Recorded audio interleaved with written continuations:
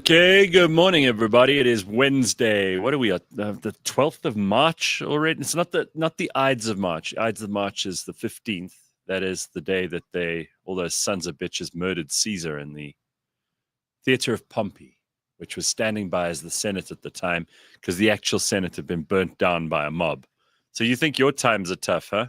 You think it's hard to be around in 2025? Well, could have been a whole lot worse in 49 BC?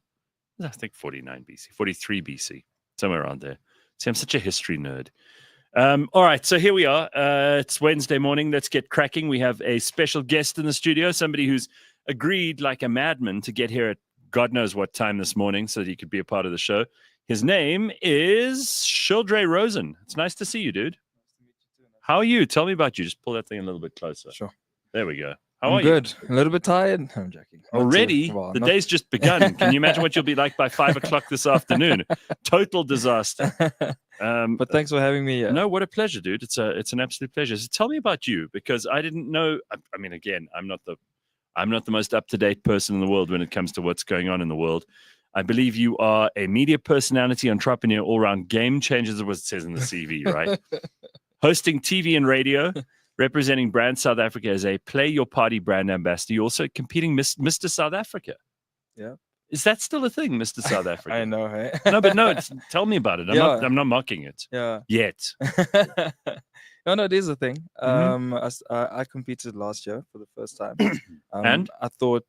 Did you win? I wish I did. Were there prizes?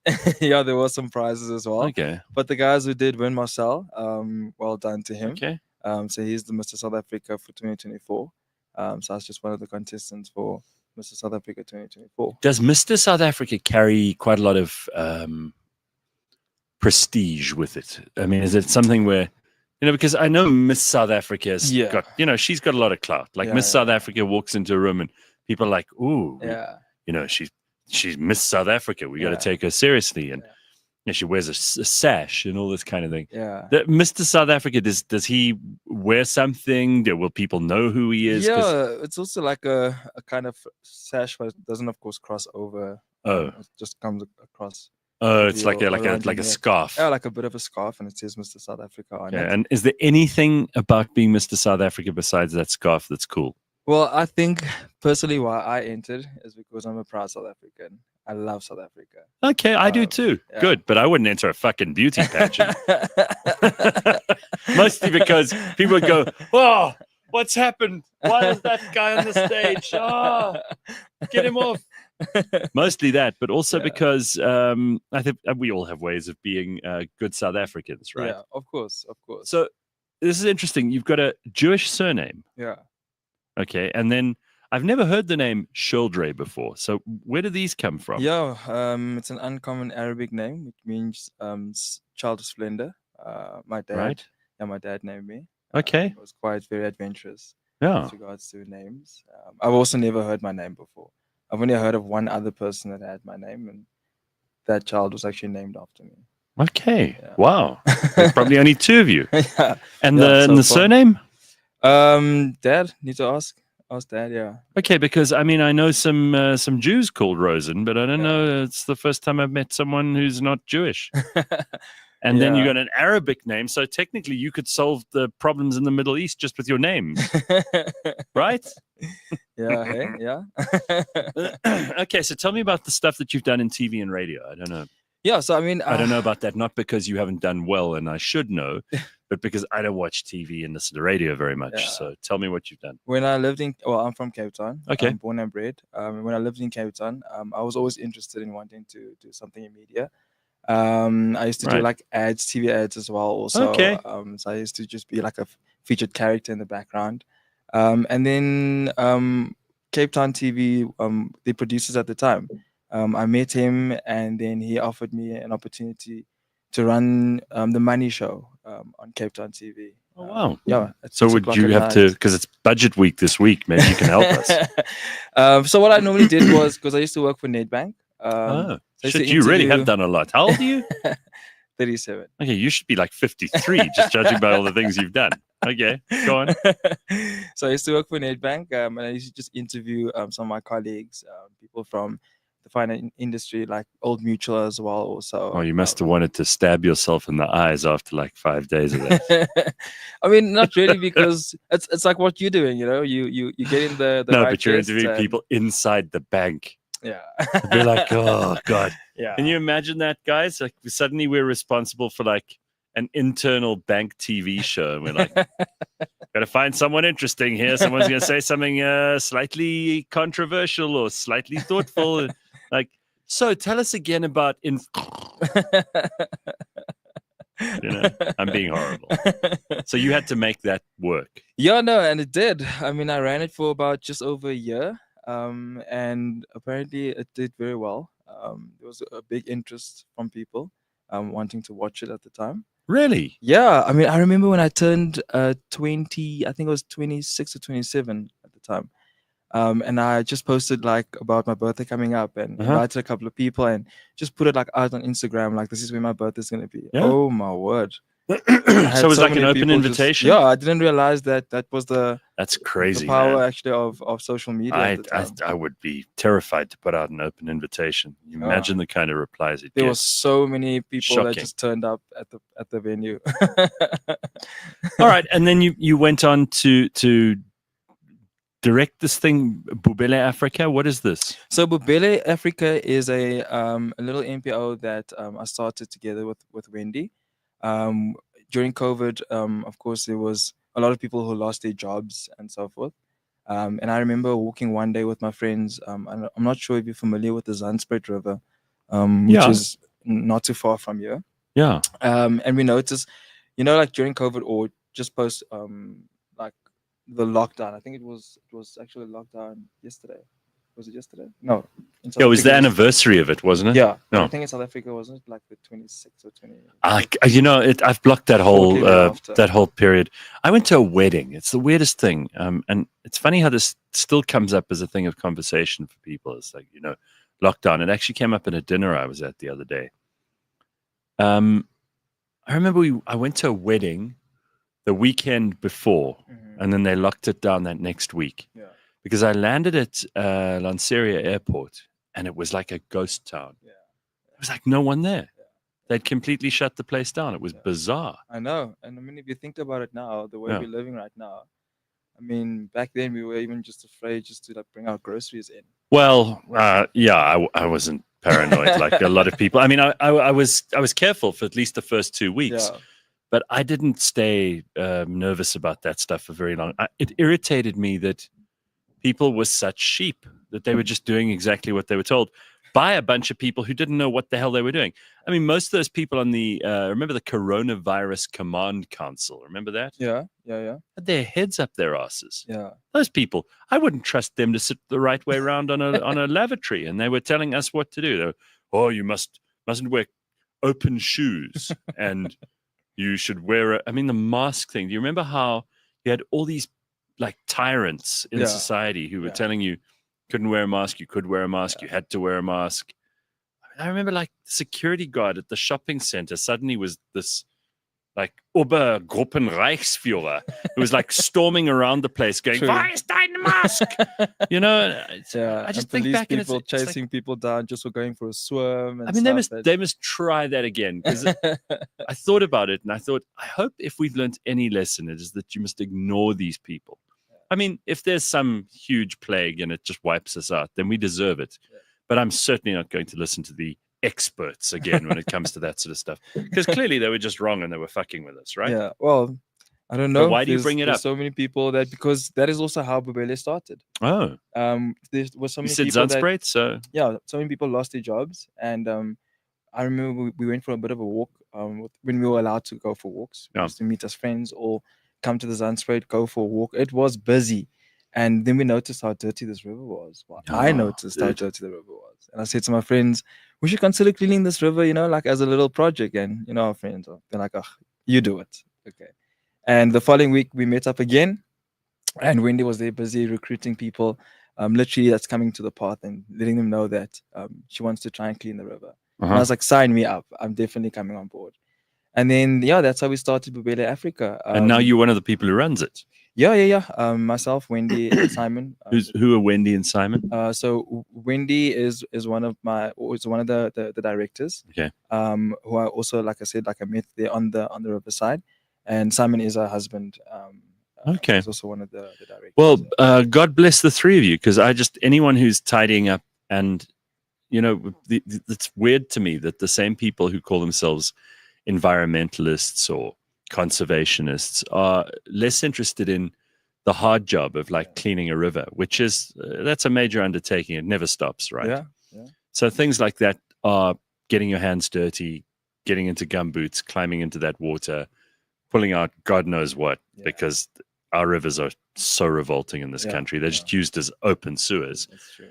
Instead of that, they want to do, grandstanding about climate change and carbon dioxide emissions, and, complain about shit that they can't actually fix. Yeah. I would love all those people who genuinely care about the environment to get involved in projects like this. Yeah. And how can Thanks, people get involved? How can they help? Yeah, I mean, we normally have cleanup campaigns happening at least every either second month or third month. We're actually having we're in talks right now, working together with Sealand. I don't know if you heard about Sealand. It's the big freight company, international logistics and freight company, aren't they? So there's Sealand, the local clothing brand. Oh, okay. No, then I don't know who they are. So they make all their clothes off recycling, all their products off recycling material. And then they, of course, heard about what we were doing, and they wanted to come on board. So we're planning a major cleanup with them and some schools as well. So I know Greenside. Oh, very good. And Waverley girls, they are normally always involved when it comes to our cleanups. And the public, they do come out. I love it actually when the public do come out to come and see what is this actually all about. Where's their money going to? Because that's also how we make our money. What, do they just stand on the banks and make you do the work, or they get involved? No, they actually do get involved. Okay. They get into the river. We had a massive cleanup in 2021. That was one of our biggest cleanups. We ran it over 3 days, and we had close to just over 800 people coming out. How much crap did you pull out of that river? It was in the XK. You saw the XK. Jesus, that is also just a disaster, right? You can check on our Instagram page, and you'll see you must have filled trucks and trucks and trucks. Yeah, and then unfortunately we what didn't sort of crap? Just tell me about what you found in that river. She's Gareth. Polystyrene, plastic bags, a couch, shoes, a couch. You see, I mean, who? Okay, look. Obviously, I think something like that would probably go in during a flood, right? Then it would be picked up. But who are these people who just throw their shit into the river? It's crazy, actually. What you would. We should just if you do that kind of thing, there should be some kind of bylaw, because we have bylaws for all kinds of stupid shit. You can't put this up there. You can't put a roof that looks like this on a certain kind of building. Cool, fine. We need rules to keep society orderly. Yeah, I get that, even for someone who's rebellious for no reason. But surely, if someone throws something in a river, which doesn't belong, the river is not yours, right? It belongs to everybody. You should be fined some enormous amount of money or thrown in jail. You mentioned something about the masks, for example, and how security and police used to police and run after people to wear their masks. Now imagine if we could do that for the rivers. Imagine if we could do that when it comes to just wasting, number one. And I think also to be able to restore South Africa to its beauty is where we have to start by. Even if let's say you don't care about the environment, let's say you're not one of those people who's interested in, bunny rabbits and trees and shit like that. You should, just for your own dignity, if you live anywhere near one of these waterways, just so that you don't have to smell human shit, because that's what most of it is. Yeah. Right. And even if you don't have anything else going for you, that at least your environment around you is healthy, is not going to make everyone sick, bring about, we got cholera in this country. We've got people who get things like dysentery from the water. We all have to use this. Imagine if it was clean. And it starts with every one of ourselves. Every one of us take the responsibility upon ourselves to make sure that we keep our little space clear. Right. Like something as simple as tossing a piece of paper in the bin and not on the floor. And I mean, I drove past someone the other day, and I drove past afterwards and saw it was a woman. She must have been in her 20s, and she threw like a takeaway bag out of her window while she was driving. And I'm like, normally, and I've seen a lot of crazy shit, and you don't want to get involved in like road rage incidents. Yeah. You don't know what the person has in their car or is driving. It's stupid to get involved. But I saw this and I was like, I actually have to drive up next to this person and like let them know that I saw them do that. Yeah. And that it is not acceptable and they should be embarrassed. And I think it's a good thing also. I think it's good that we do call one another out. Hell yes. When we do things wrong like that. I mean, I also one day drove in Sandton City and noticed this person opening up, I think it was like a cigarette little wrapper. Packets, and pulling off the wrapper off the packets and just tossing it on the floor. And then I hooted and I said, "Excuse me, why are you doing that? Don't you notice how clean it is right here? Like, pick up your hand." She just said to me, "You can pick it up." Oh, really? So she got defensive. Yeah. I once parked and I went into a shop and I came back out and there was a car and there were people in it and they had music playing and all the rest. And the one guy, I think, dropped the stuff out of the passenger door and I was parked right next door. So they recognized me, which gave me an opportunity to like reprimand them, right? So like, Gareth, whatever. So I said, "I'm not talking to you guys until you pick that up." And then they were all embarrassed. But it only worked because they'd recognized me, I think. Otherwise, they would have also said, "Oh, fuck you. You could do this yourself." Yeah. Look, you couldn't have wished for a better. You look at this rant you've sent me on this morning, because I really give a shit about this stuff. And I'm so glad that there are organizations like yours that do it. Thank you so much. Yeah, I mean, it's a hard task. Someone has to do it. It's the dirty work, excuse the pun, but someone has to do it. And growing up in Cape Town, I remember I used to have a rule for myself never to litter on a Sunday. I don't know why. On a Sunday, I would never like toss a paper or anything on the floor. And I did do it in the past when I grew up. And of course, as you go through school and all these kind of things, you start learning. My mother was big on us having to pick up papers. And I think I was rebellious around that because my mom always used to say, "I pick up the papers." But it comes from exactly that. It's a sign that you were not raised properly if you don't clean up after yourself. Yeah. And I'm amazed at how many people live in filth. I mean, our producer, James, you must see his fucking car.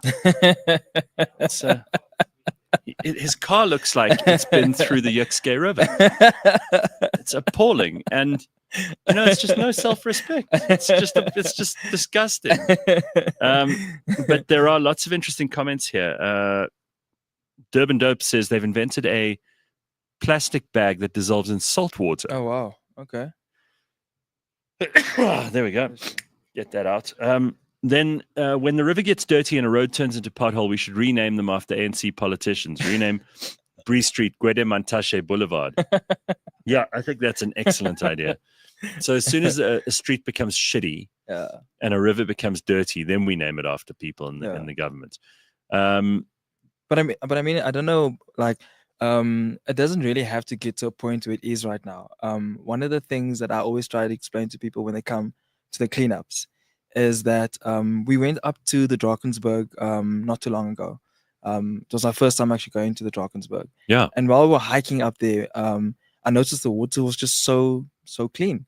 Like you could see all the way down to the bottom of the water. Yeah. And gorgeous. I took it upon myself drink from that water. Drink from the water. Of course, nice, beautiful, crisp, clean water. And because no humans live higher up than the source of the mountains. They haven't shat in it yet. Yeah. No, it's unbelievable to me that people would, no matter what privations you are forced to endure as a human being, it's not about other people even, or some kind of love for the environment. It's like, do I want to, like an animal, squat down next to this river and shit into it? Yeah, and then you have to drink it down. Even animals know not to shit where the water source is. 100%. Right? Even animals. So 100%. This just shows you how retrograde some of these people must be.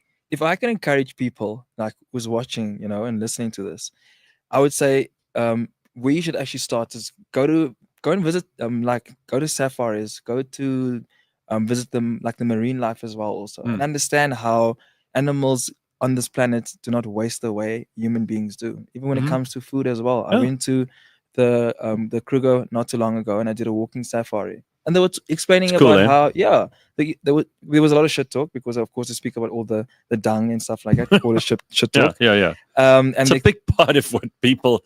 I mean, these trackers and game.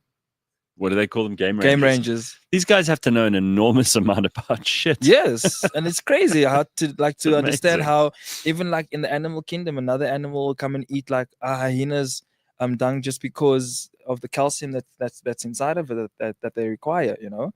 And again, with us as human beings, when we toss something in our rivers, we think because it's out of sight, it's out of mind. Oh. You forget actually that is going to go towards the dam where our drinking supply is going to be. Correct. And now the municipality and ourselves, I think it's also our own punishment, is now going to have to use harsh chemicals to try and purify that water for us to drink. And then those chemicals will have downstream effects, literally downstream and figuratively downstream effects, because we're putting unnatural ingredients into the water, which ought to be just clean anyway, you know. Anyway, I think we've spoken about this for like 20 minutes, so it's clearly something you and I both care about. A lot of people defending producer James here, and I think probably rightly so. At least James doesn't throw his trash out of the window. You don't do that. Okay, it's a good win. Yeah. James has been cleaning his car, says Congo Chris, so don't bully him. Fair enough. You actually, no, I saw your car this morning. It's looking clean. I needed to attack somebody, and you just happen to be nearby. All right. Those chemicals steal your testosterone, says Chad's daddy. Chad's daddy, that's a hell of a name. When I say eat shit, I mean get some calcium, says Bitcoin Butt. All right. I'm interested in what motivates people. So why would you want to enter a Mr. South Africa besides that you love South Africa? Like and prizes maybe, but what else is in it for you? Because you're essentially taking part in, so you had to raise money for charity, I assume. Yeah. That's always a big part of it. Yeah. You have to wear these stupid outfits, which I assume is also part of it. Yeah. Yeah. And then there's a show, there's an event. Yeah. So there's an event that had the top 10. Yeah. And that's where, of course, I got unfortunately knocked out in the top 10. Well, at least you got knocked out in the top 10. I mean, you could have been knocked out in, was there a top 20 or a top 40 or something like that? There wasn't this year. So it was just a 10. Before. Yeah, there was only a 10. I think the years before there was up to the top 30 first. And then how much did you raise for charity? Well, myself, I didn't raise too much, to be honest. I was going through a very, very bad time at the time. That's why they kicked your ass out. Yeah. I'm telling you. Yeah, and I felt like I didn't give my all also with that year, or actually with last year. But for me personally, also again, why I entered it, I'll tell you a story. When I was in the Kruger Park, I ran into this couple who, well, a couple actually, this little family from Canada, Quebec. And they had just arrived in South Africa, and they were robbed the same day when they arrived in Cape Town, Woodstock, pinned down to the ground, and their things were taken. So one lady that was actually attacked, she actually put up a very good fight when she was explaining to me, and I said to her, next time, just leave your things. It's not worth it. Then they left immediately because they actually came here for a conference. They left immediately, and they decided to go to the Kruger, and I said to them, have you guys been to Johannesburg? And they said no, they're never going to come to Johannesburg after what they've heard about what happens in Johannesburg and also what happened to them. And I said to them, well, you know what, can I help you change your mind around South Africa? And would you take my Instagram? Would you take my number? And give me a call, and I just want to give you guys a bit of an experience of Johannesburg. Yeah, that's nice of you. And then people have this terrible idea of Joburg, right? And Joburg has its, what did the president say this week? Challenges. But it's not a horrible place, right? No. It really isn't. And it is the engine of the country. Yeah. And there are a lot of great people who live in Joburg. Mm-hmm. And there's stuff we've got to sort out, but that's true for every city in the world. Yeah, no, true. And then I gave my details to them. I left the Kruger, I left them behind.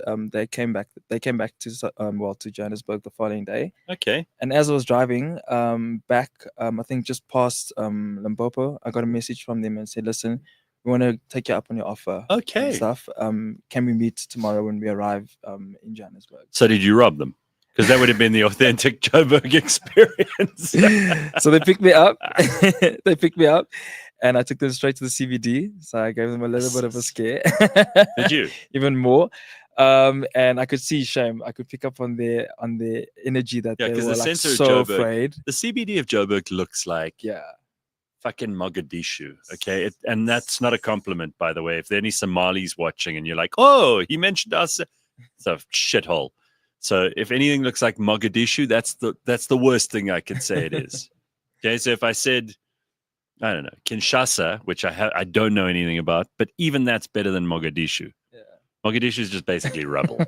So what did they think? Were they going, oh, this is so beautiful. I love this. Or, when I took them, when we were driving on a Friday afternoon, so you know how crazy God. Joburg CBD is. Yeah. And I'm sure that they probably thought, okay, we are screwed. This guy is going to rob us. He's probably taking us straight to where we're going to get robbed and so forth. And we went straight to living room. I don't been to living room. Yeah, of course. Very good. Parked on the street. As we walked in, they were all like holding on to me. I could remember. And we got to the top. Living room was absolutely beautiful. Right? Yeah. Oh, okay. Yeah.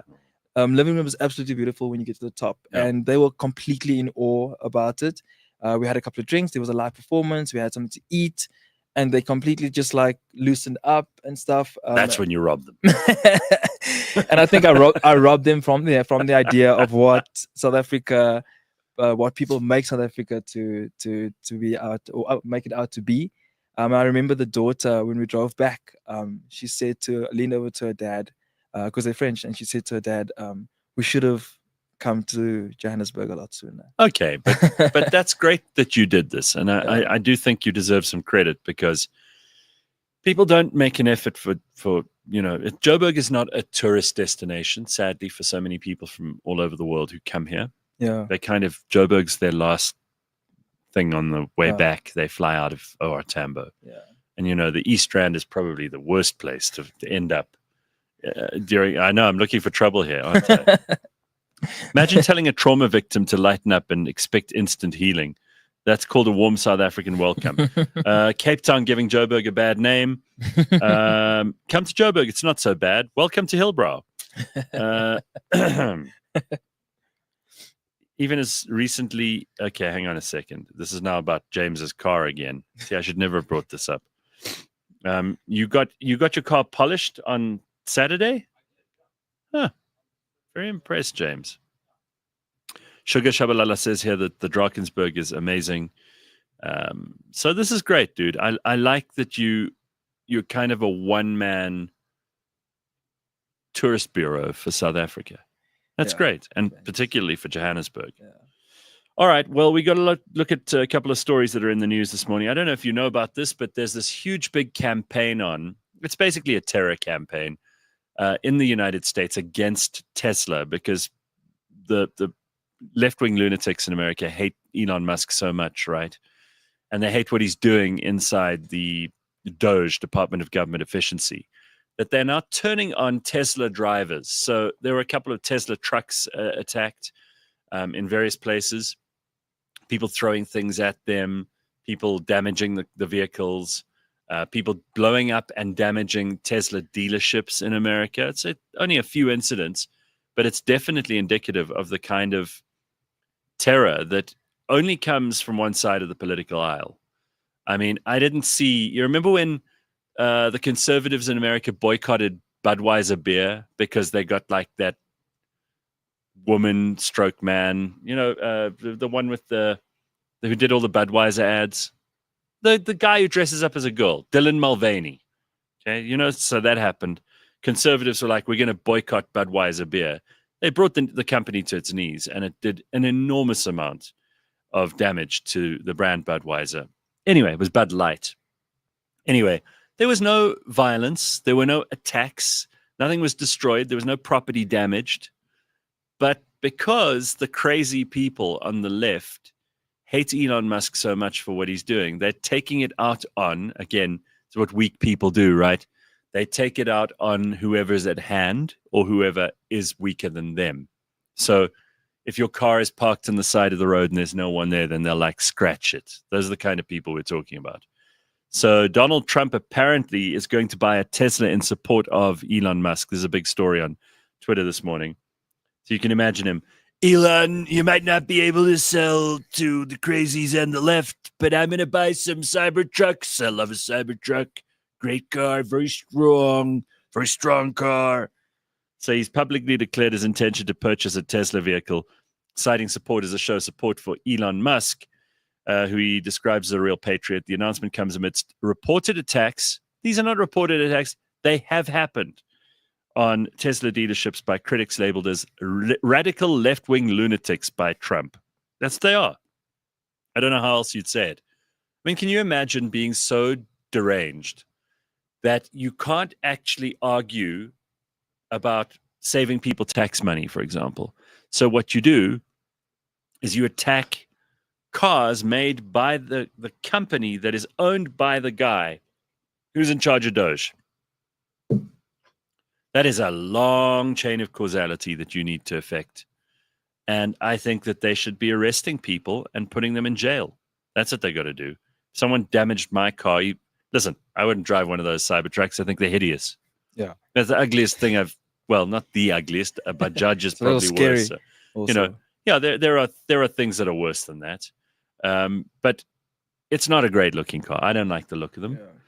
And if I had one, and I liked it, I certainly wouldn't want a bunch of people who had a political problem to be attacking me. Yeah. The property damage, send them straight to jail. Like we said about people who litter in rivers.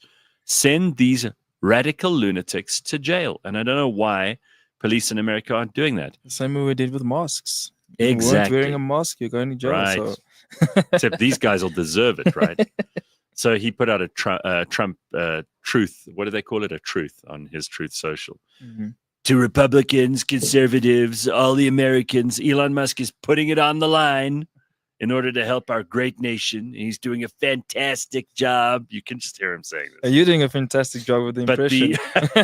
But the radical left lunatics, as they often do, are trying to illegally and collusively boycott Tesla, one of the world's great automakers. It's the biggest car company in the world now. You know that. And they are extremely successful. There wasn't really a Tesla when Elon took it over.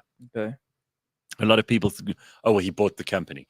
He actually bought the ideas and the patents, and he bought the work that had been done already. There were no employees in the company.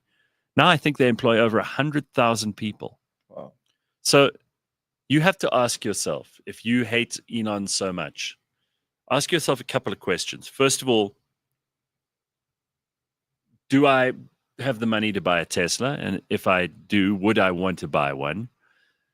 Second of all, do I want someone in the government trying to save tax money and give it back to me? Do I want the government to run more efficiently? Your answer to that has got to be yes, unless you've been hit really hard in the head a couple of hundred times. Like, who would want government to be more inefficient except crooks inside the government? Yeah. Right? So you would want that. There are so many other things I could bring up here about, the arguments that I hear from these people about, Elon's stupid, or because he did this, my heart goes out to you thing, that he's a Nazi. I mean, it's just unbelievable how stupid people can be. Yeah. But it's because they're deranged and their ideology's been attacked, and they don't actually have a good argument against it. Yeah. So instead of trying to mount an argument, they must attack cars and dealerships. It's like crazy. You said, soft targets or weak people go for soft targets. Yeah. I mean, we know, of course, a car won't be able to retaliate and do anything back. These are the same people who will beat up girls and women because they can't actually face a man in a one-on-one fight. If they've got an issue with someone, they always take it out on someone close to them. Yeah. They're just weak. These are weak losers. And they're the dregs of society. There's just no two ways about it. Yeah, I just want to show you a quick clip. This might amuse you a little bit. You got that woman who introduces herself. Since Trump was elected, I thought we'd left this crap behind. But clearly, there are still people going on their pronouns. This is, I'm not sure what the actual gender at birth of this person was. I don't care. It's just so uninteresting to me. But the funny thing is, people like this always expect you to be as interested in them as they are in themselves. And nobody is, which is why they look the way they do. And they all look horrible. These are not the kind of people who could win Mr. or Miss South Africa, all right? By the way, I saw a very funny comment from Bitcoin Bit in the comments earlier. He said, the prize for winning Mr. South Africa is you should actually win Miss South Africa. That's a good You one. should get her. She should like, okay, I got her for a year. Okay, that's great. Because she's always going to be attractive, Yeah. right? And she's going to help with the following as So well. watch this clip quickly. Take a look here and tell me what you make of this. Or at least that's what I share with people most often. But for this particular meeting, I will come out fully as saying that my pronouns are she, they, him. Them, or at least that's what I share with people most often. But for this particular meeting, I will come out fully as saying that my pronouns are she, they, him. All right. So you notice that when that person says, I will come out fully now and say my pronouns are she, him, them, or whatever they are. And then she goes, like, are you taking this in? Like, this is a profound thing I'm saying about myself. I've said this a million times, and I don't expect you to get political or get into trouble here. If you have personality and character, and people can use adjectives to describe you, then all of this is completely uninteresting. But if you have no personality, you have no character, you don't really have any substance, then these are the most important things about you because they're invented. They are cheap. Anyone can grab a hold of them. You can put them in your bio. Takes no effort, takes zero application. And then you can pretend, you can perform, you can parade yourself around as being interesting because you have different pronouns to what other people who have the same gender at birth that you do might have. It's a shortcut to virtue that you don't deserve. And I have no time for people like this. And you can see that's what it is in this clip because this person goes, after they've announced their pronouns, like everyone must be hugely impressed. They give us a moment to think about, gee, that's amazing. You can see, goes, after announcing the pronouns. Nobody in the world gives two shits about that person. And that is exactly why it's important that the pronouns are announced. Because when whoever that is gets home, they're alone. No one's phoning. No one's messaging. No one's interested. And basically, they're just desperate for love and attention. And we shouldn't give it to them. That person deserves to be alone because they are awful, self-involved, self-absorbed, dreary nobodies, and we should be paying no attention to them. But I do think it's funny that after Trump's nomination, we still have people like that, still going to like town council meetings or whatever place it was that this person decided to put themselves in front of a microphone for, and then push their nonsense onto the rest of us who are carrying on with our lives. So uninteresting. Can't tell you how boring. Speaking of uninteresting and boring, do you remember Amanda Bynes? No. Like a Disney. Maybe what I was see Amanda? a picture of it or a video. Yeah, or well, something. I've got a picture for you. What was Amanda Bynes in? The Amanda Show. No, but before that, she was in Disney stuff, right? Nickelodeon, kids stuff. So obviously, I could put you on kids television if you're an absolute bog troll because you'll frighten the kids. Yeah. You know. So here's a picture of Amanda Bynes. Just take a look at this quickly. Mm-hmm. That's how she yeah. used to look on the right, on the left, and on the right's what she looks like now. Yeah. This is in the space of, less than 20 years. It's just horrific. Yeah. That person on the left, that's a beautiful. And listen, we all age, right? So this is not a question about, well, she's not dyeing her hair or she hasn't been.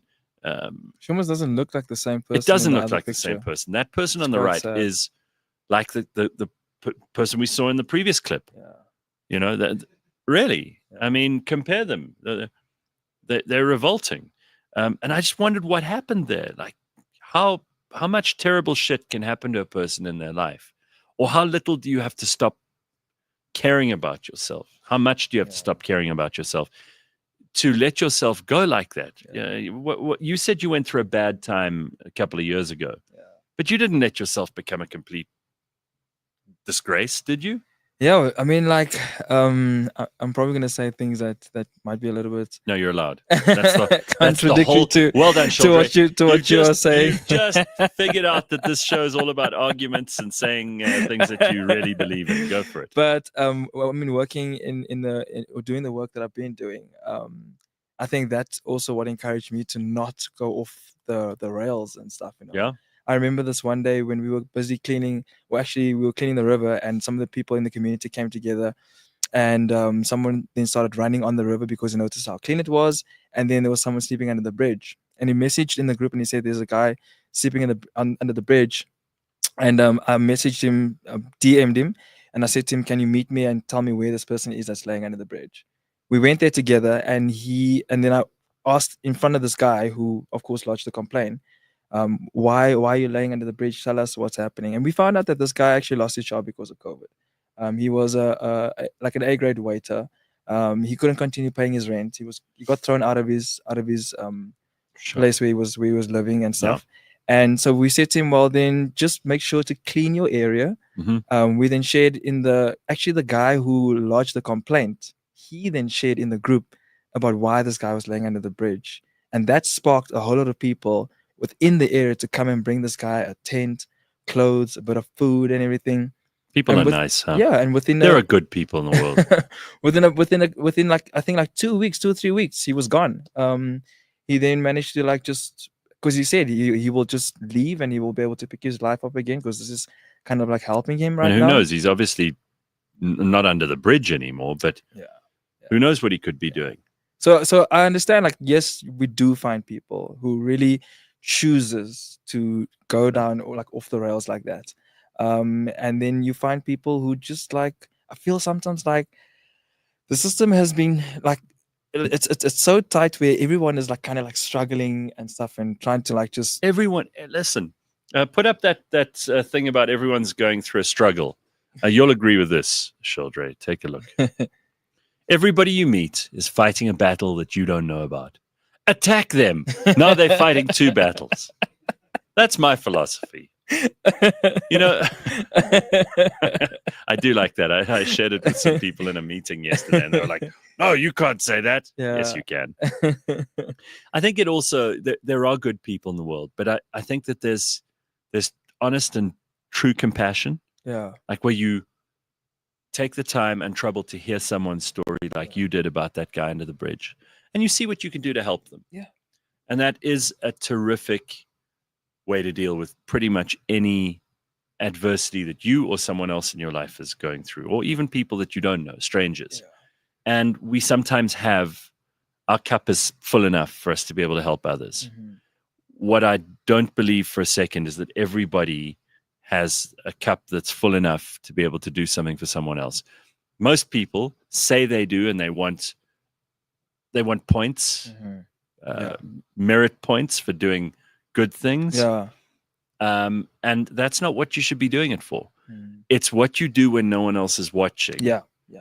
And Definitely. I mean, I asked you, which is why you brought up the story, but I'm sure that you don't go around telling everybody how you helped that guy under the bridge or how you clean rivers. Yeah. You just, this is what you do. This makes you happy. Yeah, you're You're putting something back. On the other hand, if you don't want to help people, that's also fine. I don't think you're a shit. Yeah. And I don't have any problem with inequality either. I was driving yesterday and I noticed that there are a few people who, in the rain, were on their way to a taxi rank or a bus stop or to the shops or in between wherever they were running to, holding up like sheets and whatever, plastic sheets or black plastic bags or whatever over them, because the rain was coming down pretty hard yesterday afternoon. And where most people would be overcome with, and I think there are a lot of good people who are genuinely compassionate, right? But most people would be like, oh my God, that's so unfair. I'm going to stop my car now and load up all 3 of these people on the side of the road. I was like, can't help everybody. But it's rain. Exactly. It's And it just happens rain. every other day. And it's not as if God is punishing those people or they're the unluckiest people on earth. Yeah. They'll get dry eventually. They've got a place where they can take off those clothes and put on others. You don't have to be overwhelmed by inequality the whole time. Yeah. You know? No, I mean, I feel the same as well. So I always say, like you're saying, the example of the rain. I'm the kind of person that go out and dance in the rain. Yeah, Was- dude, funniest thing. So I got to the gym yesterday afternoon, and then I was training, and after I walked out of the gym, it was raining really hard. Yeah. And suddenly I was one of those people who was running in the rain. But I looked up, and it was still quite light. It was Yeah. probably about 6. And I just looked, and I smiled. I was Yeah. like so happy to be in the summer rain. Yeah, because like again, why are we running away from the rain? It's Yeah. just rain. We should be running away from Look, other I mean, things. I'm sure those people who were running from the rain when I saw them, they were just trying to get out of it because they didn't want to be sopping wet by the time they But got also, out. like you're saying, people sometimes just completely they blow up things unnecessarily, especially if it's everything's about like the government. Everything is Yeah. about inequality and poverty and shame them, and I feel somehow superior. Bullshit. Just like sometimes it's just rain. my argument is just how are you going to see the situation? You know, how are you going to change? Are you going to dance in the rain, or are you going to go and duck for cover and run and complain and try and get everyone else's Yeah. you know, You're right. I like this. sympathy for rain? All right. We have got to get to, from talking about like strange differences between people in the world. We're going to go, and every second Wednesday, we do a window seat with travel.co.za. And this morning, we're going all the way to Sri Lanka. Now, I've never been to Sri Lanka. Same. I don't know anything about Sri Lanka, but luckily we've got Tracey, who's been on the show before, Tracey van den Berg, who's with Tervis Travel Services. And then we've also got Dulit Divigalpitia. I think that I've pronounced that right. I hope so. But Dulit is there with Tracey. Hey, how are you guys? Hello. Hey, Gareth. Good. Nice to see you. And I'm so happy that we're actually traveling on the show this morning because we have people on telling us these amazing stories from all over the place, but they're never in the place. And this morning we're actually there. So tell us about what Sri Lanka's been like, Trace, so far. It's been an experience, Gareth. I mean, it's a bit of it was a shock to the system initially, I think. You know, so Colombo is a huge city with vast extremes, but an amazing destination. And then the coastline is Durban, you know, giant version of Durban minus the E. coli, which is great. So it's been awesome. It really has been a wonderful experience. The food has been amazing. The people are awesome. We've done some amazing things, which I'm sure we'll get to talk about. And Dulit has just been phenomenal. So, you know, he's been looking after us while we've been here. So it's awesome. Really good. Great destination. So Dulit, tell me about what you want people to see when they first get to Sri Lanka, because I've heard wonderful things about Sri Lanka. And I do think that most people know where it is. It's a huge, big island just to the south of India. I would imagine exactly the sort of vegetation and appearance that Tracey's already told us about. But what do you want people to see when they come there? Like, what's the first stop? Well, Sri Lanka is an island roughly the size of half of Western Cape. It's about 65,000 square kilometers. Mm-hmm. So Sri Lanka has basically got everything apart from snow and deserts. Wow. So from wildlife to beaches to what we call the adventure, tea, culture, archaeology, everything. It's just basically a one-stop shop for everything, basically, apart from, let's say, the ski resorts. Well, I mean, you can't have everything, but I do love that list. And obviously, I think for a lot of people, they will know a bit if you've done any history on that part of the world. Sri Lanka obviously used to be called Ceylon, and tea is a very, very famous and well-known export from Sri Lanka, right? Correct. So Sri Lanka's got many names because we've got a recorded history of over 2,500 years. Wow. So we've had invasions from southern India. Then in the 16th century, we had the Portuguese coming in. And then the 17th, we've got the Dutch. Eventually, the British ended up. And we got our independence in 1948, just after India. Mm-hmm. So we've had all of those influences into our culture and traditions. So referring to tea, so it was the British who actually started planting tea in the 19th century. So, and Sri Lanka has got actually one of the best tea in the world. It's one of our main exports. And if you go to the montane part of the country, you're going to see endless mountain ranges of tea plantations. It is Fantastic. quite a sight. Yeah, that must be beautiful. So Trace, what have you liked so far the most? We went out onto, I think it's Mardu River Yes. yesterday on a boat cruise, and we also had rain here yesterday. Karen and I were wet the entire day, but we didn't let it stop us, so we had a great attitude. But we went out onto the Mardu River on a little boat cruise, which I can't actually explain to you. It's a bit of a spiritual sort of experience, besides the fact that it's just unbelievably beautiful. Mm-hmm. You know, the vegetation is dotted with monasteries and Buddhist statues. It's just unbelievable. So that was a phenomenal experience for me. And then we did release little turtles yesterday in the rain. I thought we were going to be struck by lightning, but we released little baby turtles. And that was an awesome experience. So that's a highlight for me so far. Wow, sounds amazing. Dilip, what is the breakdown in terms of demographics in the population? Buddhist, Hindu, what are the kind of the major we've got demographics? a population of just over 22 million. Wow. And out of that, 75% is Sinhalese Buddhists. Okay. And then about 10 to 15 is about Tamils. And the rest is a split between Muslims and the Christians. Huh. But the Tamils also, the Christian population is also the Tamil population and the Sinhalese population also have Christians in them. So it's not Tamil being Hindu or Sinhalese being Buddhist, because we've had the colonial powers that brought in Christianity and Catholicism. Right. And the Arab traders brought in the Moors and Islam to the country. Right. So it's predominantly a Buddhist country where 70% is Buddhist, practicing Buddhist.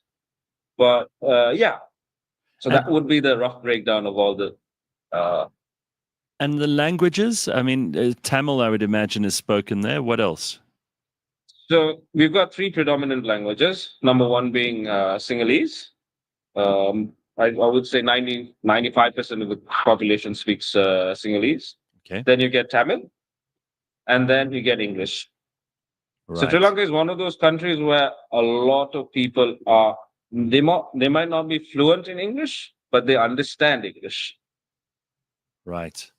And So Colombo, if you're traveling, let's say in the rural parts, Yeah. and then you're trying to find your way, you can actually speak to people and they will actually guide you, although they might not reply to very fluently. Amazing. So it's very easy Okay. to get around the country. So, I mean, for anyone who was concerned that they wouldn't be able to speak the language, this doesn't sound like it's a problem Not in an Sri issue. Lanka. Not an issue at all. And Colombo is obviously the capital city, so that's Correct. the Correct. biggest city as well. That's where a lot of people would go. Yes. That would be your point of entry or your point of exit. But what would you say are the major places that people have to go to? And how difficult is it to get to them? You know, this river that Tracey was telling us about sounds beautiful. How far out of the, the leaping distance of people who are in Colombo is this? So the rough transfer time from one destination to another is between 2 to 3 hours. Okay. So from Colombo, if you drive 3 hours to the north central part, you're in the cultural triangle. That's where you get all the archaeological sites, the UNESCO World Heritages, a couple of national parks. And then from there, you go to Kandy, which is again another 3 hours. Then you take the train of 2 hours to the tea country. And then again, another 2.5 hours to the south coast, where you get in one of the biggest, the Yala National Park, which is got the highest density of leopards in the world. Leopards. It doesn't have Wow. it doesn't have the highest number of leopards. It's got the highest density of leopards in the world. I was just about to ask you about wildlife because you mentioned these natural preserves and these parks. What kind of animals are indigenous to Sri Lanka? Because it's been a couple of million years since Sri Lanka was separated from the subcontinent, but it is an island. It's a substantial island. It's not small. What kind of animals have been living there for the last couple of millennia? I wouldn't say there's a lot of endemic species to Sri Lanka per se, but there's a lot of endemic species in the Indian subcontinent. So you get a lot of migratory birds that actually travel between in the Yeah. region. And in terms of our big five, you could say, would be the leopard, the Asian elephant, the sloth bear, the sperm whale, and the blue whale. I mean, it's not that's not a bad list of things either. So, Tracey, you guys are obviously putting together a trip there, and this was a really interesting, out of left field idea. I mean, I don't think that Sri Lanka is unknown to anybody, but it's probably not on everyone's top 10. Are you completely won over by the place? I mean, are you feeling? You said you had like this semi-spiritual experience on the river yesterday, and I'm sure that there are places. There are places all over the world that you've seen to compare it with. I mean, what do you think of Sri Lanka on a South African tourism basis? I mean, you have to convince other people that this is one of the best places to go to, and you really do have a wide repertoire of places to choose from. Well, firstly, I think it is, you're right. It's a very different destination, number one. Number two, travel is meant to, I think, enrich your life in different ways. So yes, if you are a traveler that's used to the European destinations and you're not adventurous and you want the normal and you want to just do the same thing all the time, then maybe Sri Lanka isn't for you. But if you slightly open-minded, you love connecting with different people, you love different landscapes, then it is something that you should look at. It's a phenomenal place. And I had this discussion with Dulit yesterday because I said it took me a little while to sort of make up my mind on how I felt about Sri Lanka.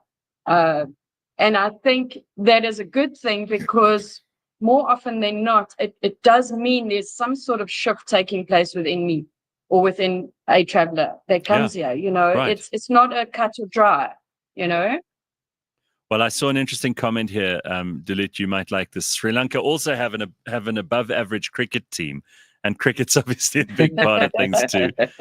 J.S. Hansen says, when I visited, it was like being in a hot sauna, so hot. So what's the weather been like for you guys? You said it rained yesterday? And it was still hot. I mean, at the moment, we try to find a little bit of a secluded spot to do the call, but I think it's probably... firstly, it's about 10 here. It's probably about 25, 26 degrees already. And it's humid. It's like Thailand and it's like KZN. It really is a beautiful Durbs. I love it. Temperatures usually are in the high 20s or the early low 30s. But it's not the heat that gets you, it's the humidity that gets to you. I don't think that's so bad. We're just coming to the end of summer here in South Africa, and I'm very reticent to let it go. So I like the sound of this. All right, enjoy Sri Lanka, Tracey. We'll see you when you get back. And thank you for telling us, Dulit. Thank you so much for telling us about this fascinating place. It's real travel in real time. I love it. You're doing the exploratory mission for us, Tracey, and we get to meet people like Dulit as a bonus. For sure. Thanks, Gareth. Thanks, Gareth. Awesome. There it is, the window seat, which is brought to you. Thanks, everybody. Brought to you by travel.co.za. You interested in going to Sri Lanka now? Definitely. Looks cool, I love traveling. Yeah. Doesn't look like a bad place by any stretch of the imagination. Yeah, no. And it sounds like you have a whole world of contrasts on this one island. Yeah. So there we go. As Tracey and Dulit from Sri Lanka this morning on the window seat. You can find out more by going along to travel.co.za, and who knows what exciting destination we'll go to next. We'll be back in just a moment or two, and Shurldrae will be joining me. And then we also got a special guest joining us in the last hour too. There's lots to talk about with this being budget week. Is the finance minister going to raise taxes? If he is, by how much and where? And what is this going to mean for our economy? All of these questions, these are serious things that we need to consider this morning. All of that and more on the way. To protect democracy, we've got to stand up if we want to see a future for the territory. Nothing left.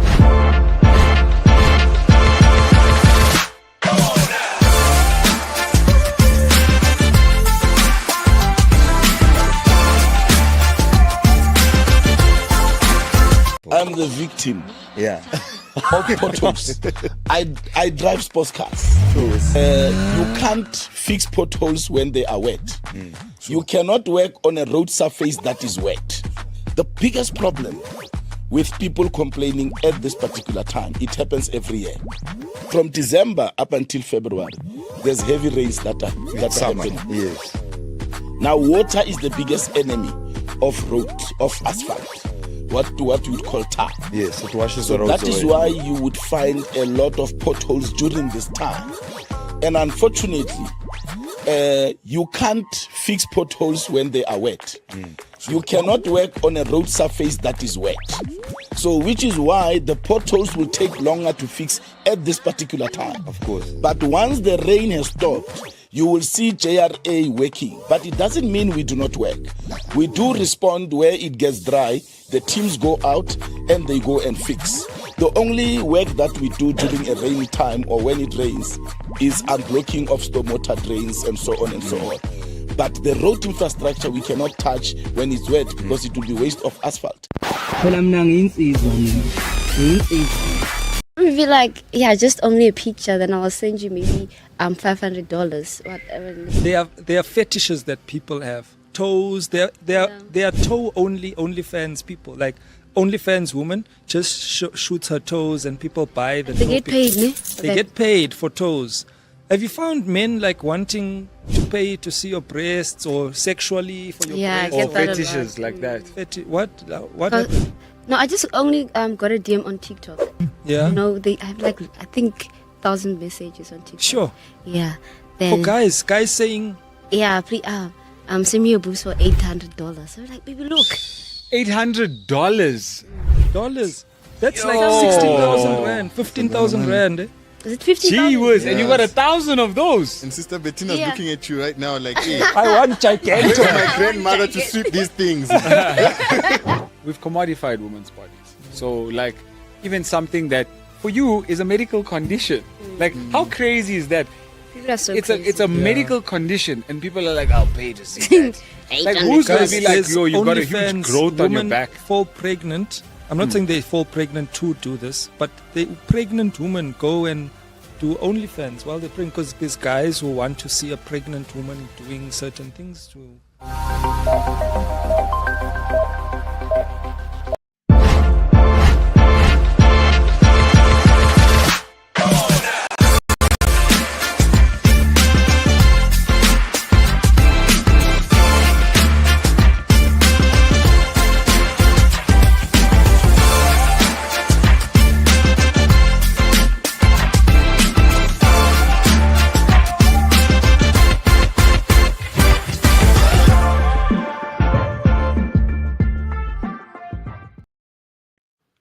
Okay, we are back. It's Wednesday morning, and Shurldrae Rosen is our guest this morning. We're also going to be joined in a short while by Bronwyn Williams, who, of course, is the host of a new show on the Real Network called Biz Trends. We'll find out all about that. It's a good week to talk to Bronwyn. Any week's a good week to talk to her, but this week especially, I'm going to be talking about so much that goes along with budgets, end of financial year, finance minister making speeches, all of that stuff. So it's all valuable and valid information.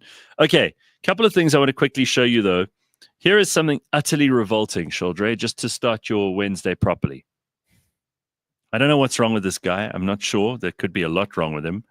He has some, I think they're wine gums. But watch this. This comes from a channel called Cringe something or another. And you can see why it's cringy. You got that clip, Flex? Look at that. Hey guys, it's Maynard time. Brother.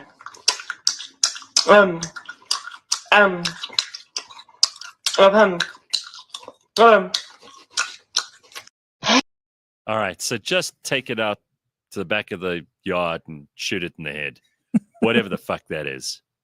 What is going on? I mean, do you want to try and interpret what you've just seen? Someone sent me that clip yesterday. Hey, it's disgusting. What do you think of this? No. I think that's the thing also, the power of social media. Eh? Either you're going to be a consumer or creator, and that's a creator right there. Hey guys, minutes time. And then he farts on it and like starts eating them. And I'm like, what is... Your Oi. parents must be so proud. Your whole family, your community, the people you live with, they must love you. They must be so impressed. Hey guys, man, it's Tam. This person must just be put down. Really, it's unbelievable. Yeah. All right, then we've got something else for you as well. There's so much to talk about. I hate, and maybe I'll save this for Bronwyn, corporate speak. Mm-hmm. You know, when people use this terminology, and we'll get to it. I'm going to save it for when Bronwyn's here because she's probably going to have something to say about it too, not just you. The chewing noise is what gets everybody. Carl says, that chewing noise. I did the little dance. I did like the little dance, though. Put that thing down. Yeah, I don't know, hey. Wine bums, not wine gums, says Viasen. Here's something interesting. If you like celebrity playlists, I found a really cool playlist yesterday. I wish I could give credit to whoever had put it together. It was perfect for like rainy weather. Okay. And I found myself having a really good drive to and from wherever I was going. But the King Charles III of England, of Great Britain, Little Britain, he has put together a playlist. What? So, yeah, he wants you to know. It's called The King's Music. And he says that he enjoys quite a lot of music that you wouldn't expect him to enjoy. I mean, here's just a little taste of what the King apparently listens to. Kylie Minogue came to St. James's Palace to perform this song in 2012. The song is The Locomotion, and this is music for dancing. Again, it has that infectious energy which makes it, I find, incredibly hard to sit still. Kylie No Dirty Diana? No. So that he regards that as being like really, it's music for dancing. I find it terribly difficult to sit still. And then this is all you get out of him with his sausage fingers, right? Well done, King Charles. But I like that he chose Kylie Minogue. I wouldn't have expected that at all. Yeah. And this song is called The Locomotion. It's fantastic. You never know. I often wonder, and I remember Barack Obama was the first president of the United States to like release a playlist or I think he gave his like top 10 of his favorite songs for the year one year. And some of them were pretty cool. He liked Kendrick. There were a few surprises. Yeah. But the fact that, the King listens to Kylie Minogue is just great. Kylie Minogue does have a lovely bum, says Carl DeSantos. The King is only interested in that. I don't know about that. King Charles has a Hilton College accent. No, you mean the other way around. Hilton College has a King Charles accent because that accent would have been established long before Hilton College. But stop trying to grab them points, Tabo Pali. Homotso says he also likes Beyonce's Crazy in Love. I guess he can relate. Can we have the name of the playlist you listen to, Gareth? Perfect weather to listen to it today. No, Lee, because I'm not going to look it up just for you. Charles Hugh says Charles is a fucking traitor to the British people. Why? Because he likes an Australian singer? That's a hard reaction to King Charles. Sure. I don't know. Would you be interested in knowing any celebrities' playlists? Anyone who you'd care for their tastes in music? Well, if he was still around, I would have wanted to listen to Nelson Mandela's playlist. Really? Sure. You would listen to old shit, I'm pretty sure. Maskandi. Well, my favorite song. I mean, that shame, it's been more than 10 years, eh? Yeah. Since he's gone. Yeah. It's a long time. It's a long time. Yeah. I don't know. I would be interested to know about the playlists that I don't know. Politicians I wouldn't be interested in them. Yeah. I think you'll probably be surprised to hear what they I don't think anything about politicians would surprise me. I think they're all predictable, and they'd say popular things. Yeah, and everyone would say the same thing. Yeah, and they'd want everybody to think they were hugely eclectic. And I want to know what embarrassing songs people like. Like, what song do you like that's really embarrassing? Like those people that you played before we went to the break. Like, I want to know. I want to know if there's anyone in the world who would like to hear that again. Please don't play it. Under no circumstances are you playing that again. Barack's favorite song is called It's Raining Men. Big Mike.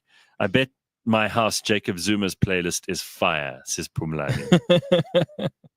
Yeah, probably. Yeah, I think he would probably have a good playlist because he could dance, remember? Let's not forget. Yeah, no, he can dance. Yeah, absolutely. All right. So before we bring Bronwyn in, is there anything else that you want to like plug about your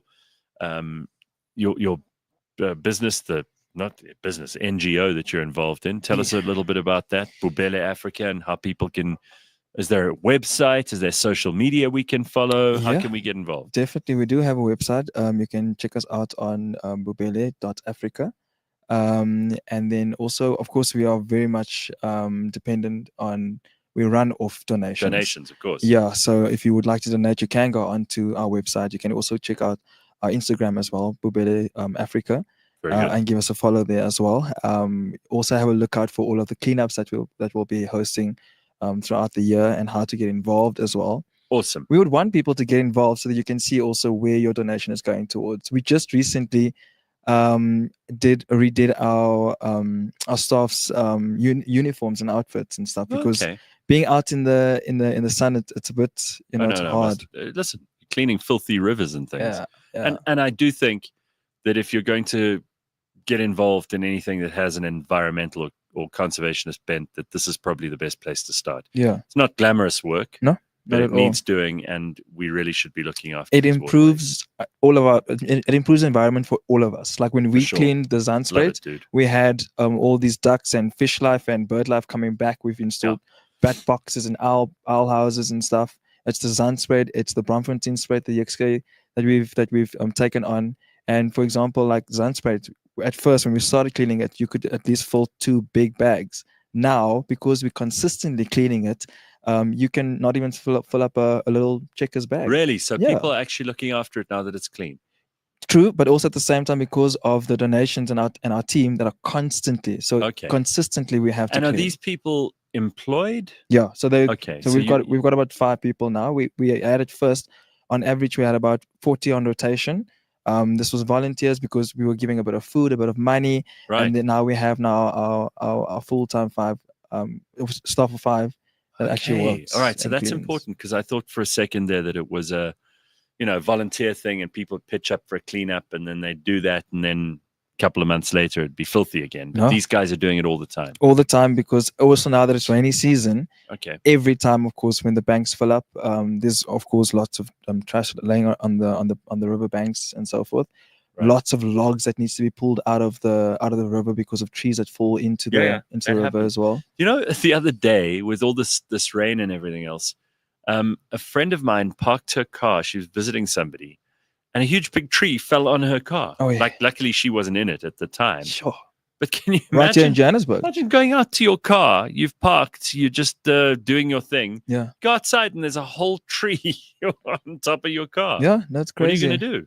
Jeez, man, what can you do? Yeah. All right. While we are getting ready for Bronwyn, I'm very excited to talk to her this morning. It's always a good time to talk to her, but I do think that today we have an especially large smorgasbord of stuff to get to. But before that, do you want to play that clip of the anxious woman who turns out was a witch? Just take a look at this. A question for Sylvia. I have a really bad problem with social anxiety. I can't freak out. I can't. You're doing pretty good now. But let me tell you where this comes from. You were accused of being a witch in a past life. You were put in a circle and you had to name 2 people so that supposedly you wouldn't die. Except they didn't tell you that. They just said, tell us 2 people. You named 2 people and all 3 of you were hung. So no wonder you have social anxiety. Thank you. All right. I don't follow, but the woman who was accusing that anxious girl of being, she looks like the witch. And I can't work out here, like in a previous life, she's carrying anxiety in this life. In a previous life, she was a witch. Now she's carrying anxiety in this life for being a witch in a previous life. Sure. Very complicated. Tough life. You know, you got to choose your battles. And if you were a witch in your previous life, then be a witch in your next life too. But leave it behind. What do you think, Shurldrae? Leave it behind. You don't have to be a witch for the next life. Maybe she was good at it. Get over it. Well, if she was good at it, they wouldn't have gathered around and burnt her, which I think it sounds like they did. All right. So let us spend a little bit of time getting to know, and I'm sure you already do know who this person is, Bronwyn Williams, CEO of AI Tech Dragons. Sorry, that's not correct. Jesus, James, what the fuck is that? See, I'm just an idiot for reading it, though. She's a polymath. She will challenge your assumptions about the present and the future. I mean, I've had you on the show a couple of times, so I'm not going to pretend I don't know who you are. Futurist, an economist, a business trends analyst, and her particular areas of expertise include fintech trends, alternative economic models, and sustainable future design. So, I mean, this is a hell of a week to talk to you. I said we've got the budget speech, we've got tax on everybody's mind. Yes. But I mean, the last, God, take your pick of how many months. Everything is evolving so fast. Everybody's using AI in business now. People are trying to develop AIs that understand AIs better than humans can. Everything is getting to that point of singularity that the first futurist that I can remember, Ray Kurzweil, was talking about years ago. It's not as if you are ever going to run out of things to talk about, Bronwyn. No, the future is always coming, and the more of us there are, you know, the more questions remain unanswered. So, yeah. All right. So first and foremost, I'm very glad that you now have a show with us called Biz Trends. Yes, Biz Trends TV. Yes. Working with the Biz community. Absolutely. And Biz community are doing a great job there too. It's your go-to podcast, by the way, for the latest insights, trends, and strategies in the world of business. And Bronwyn is the host. They deep dive into market shifts, emerging technologies, the successful business practices that will help entrepreneurs and professionals stay ahead of the curve. And our other guest here, Bronwyn, he actually hosted a money show in the Cape for a little while. So he's also interested in the same things. Most of us are interested in money, I think. I think so. That is a definite area of overlap. Okay, so tell me how things are looking at the moment in terms of all of these trends, because you're always my go-to person when it comes to figuring out what people are going to be talking about in 6 months' time. And we know about some of the things that are going on now, but what are the hot topics for the next couple of months in your opinion? Yeah. So trained analysts and futurists and my peers in 6 months' time are going to be talking about living intelligence, which is really the culmination of artificial intelligence with biotech. So, I mean, the sort of brain in the vat Neuralink is here. stuff, huh? The brain in a vat, so brains connected really? to computers. You can already buy an organic computer. It comes in like almost an aquarium, and you can plug it in. And it doesn't necessarily work as fast as your transistors. Hang on a second. Is this already This is the overlap of electronics and bioelectronics. Yes, so it's that's why we call it living intelligence. So it's not artificial intelligence, although it is created intelligence. It's actually using the natural world to try and power now artificial intelligence in one direction, and also having artificial intelligence direct the natural world in the other direction. So, what would be the advantages of this for? I mean, if you could create a machine that is able to interact with biology, that obviously is great, because who knows, you could do everything from help people regenerate damaged nerve tissue, able to walk again, be able to repair parts of the brain that may be damaged. Lots that we can do there. But in terms of actual computing power, isn't it safer to have that not in an aquarium? Safer, yes, but when you start to look at the limits of artificial intelligence, like the things that AI can't learn are the things that come from our full bouquet of senses. So the idea is, if we can literally grow brain tissue in a vat and connect that to our chips, we're able to allow the chip to learn the way that we learn as soggy meat sacks. We've got like meat sack computing power, and then of course artificial intelligence is like, wires and cables technology, connecting Don't be disparaging about the biology, because the ultimate dream then is to also do things the opposite way, where we download our entire consciousness onto some sort of machine, and then we can live forever. True immortality. Well, that's the idea. So what we're trying to do is make our computers more and more like us, and us more and more like our computers at the same time. I mean, like the sort of the low end of that are things like smart pills or even smart sperm. They can like attach, like, you know, of course, computing power to sperm to make it swim because no one's having babies anymore, you know, like that sort of thing. That's not particularly new. I mean, we spoke about that in our transhumanism sort of stuff at around 2015, but that's kind of here now. And then also, as you say, the Neuralink thing, but also sensing more and more from our physical world, whether that be crops, whether that be our bodies, and plugging that back into computers and kind of closing that loop. So that, of course, means that on the one hand, we're trying to use our natural intelligence to power synthetic intelligence, to make it more intelligent in the way we understand intelligence. But at the same time, we can use synthetic intelligence to program our biological intelligence. That's exciting. So that's where it gets exciting, and also really in the realm of the sort of science fiction is this a guidebook or a warning manual as to where we headed next. But basically everything that the science fiction writers wrote last century we're doing now. We're doing it. Really? God, I don't know if I'm terrified or if I'm excited. But you'll hear more about that from people like me. However, what people like your listeners and all people will be talking about in 6 months' time are the same things we're talking about now, like as we're calling it, debt and taxes. So whether you're looking at that at a micro level, in other words, you, your family and your budgets, or whether you're looking at that at a national or international level, debt and taxes are on pretty much everyone's minds. They're also the things that you know you can always be sure of.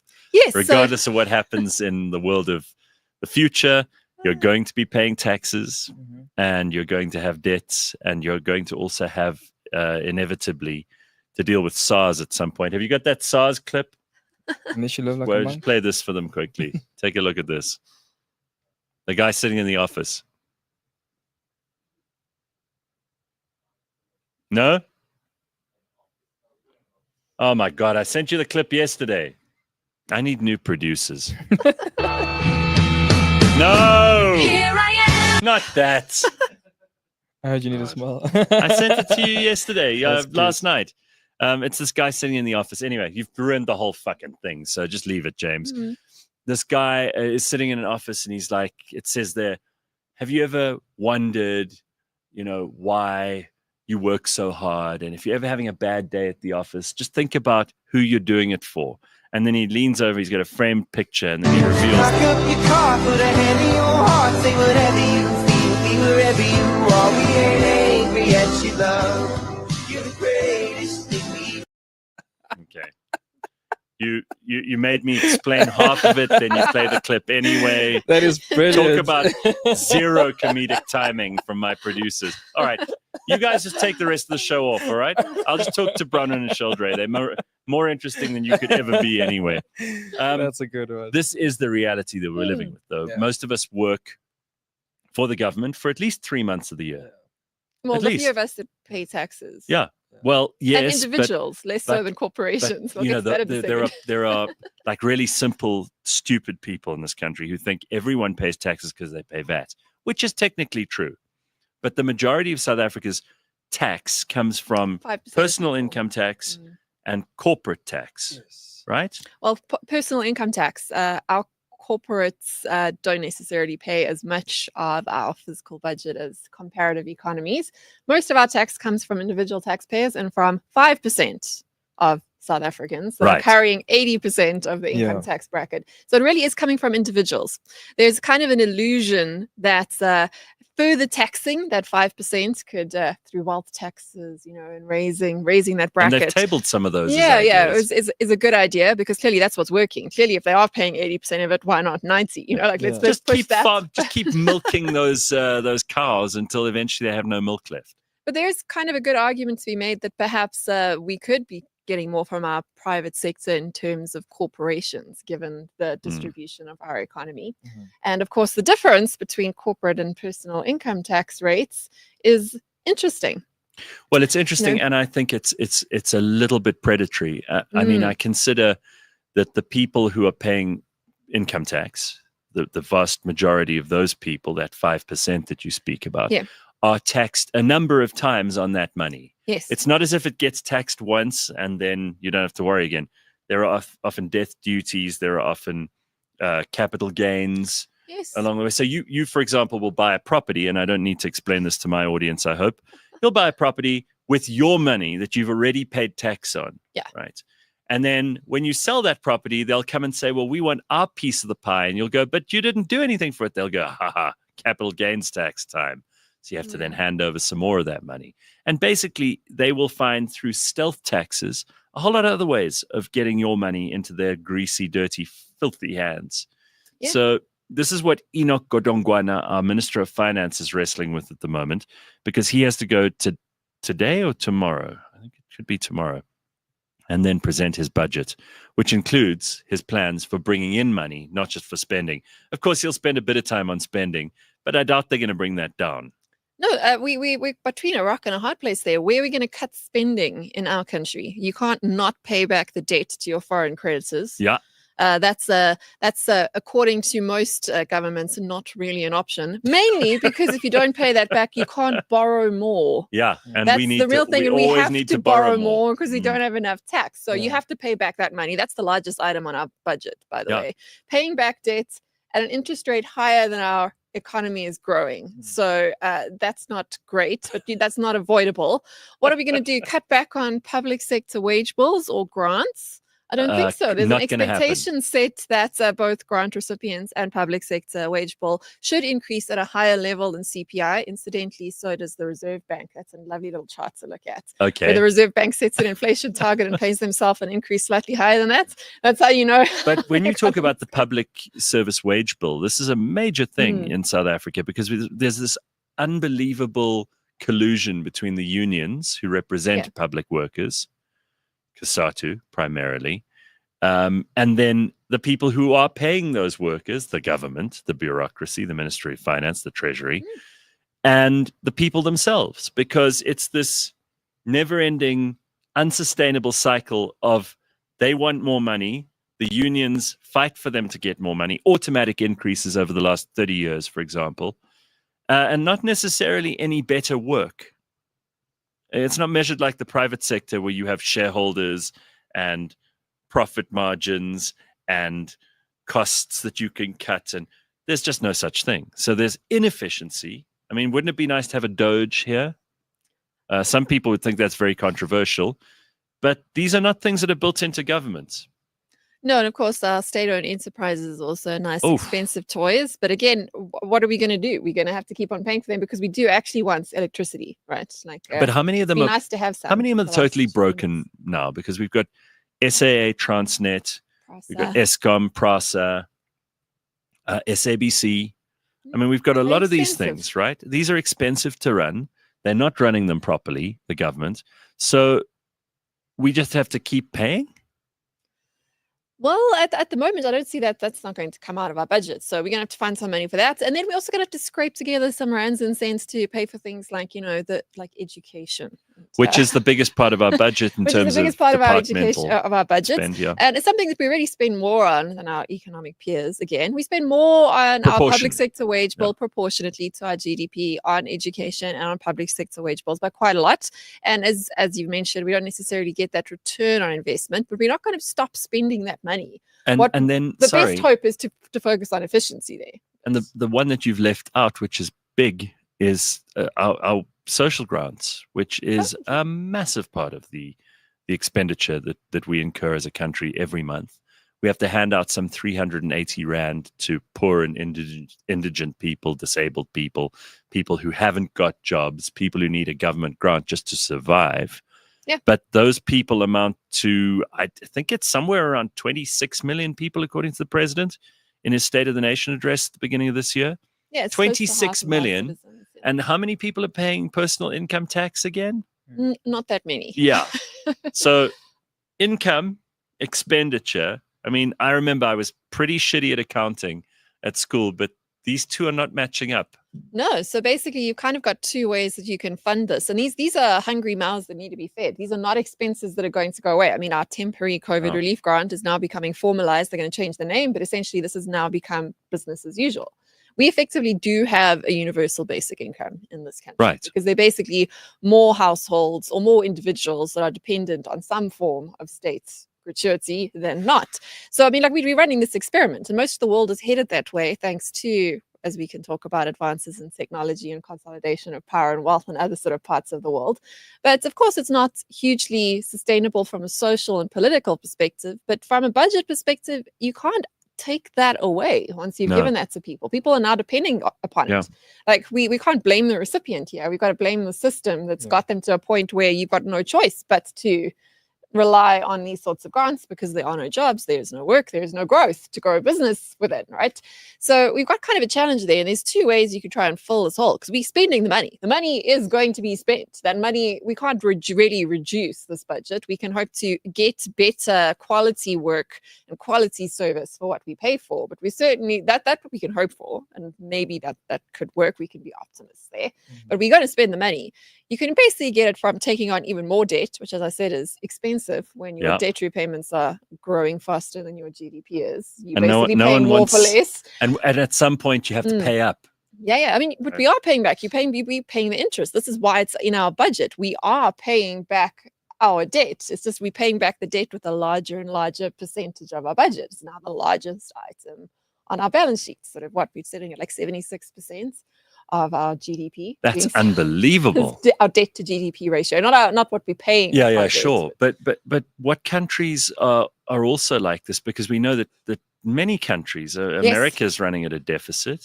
Most of Europe is at some degree spending more than they're bringing in. Well, basically the whole world is spending more than it's bringing in. However, there are two types of countries. There's kinds of countries that can make this work for them. Those are rich countries, and they're ones that just get poorer and poorer, relatively speaking, which is us, which is most of the developed world.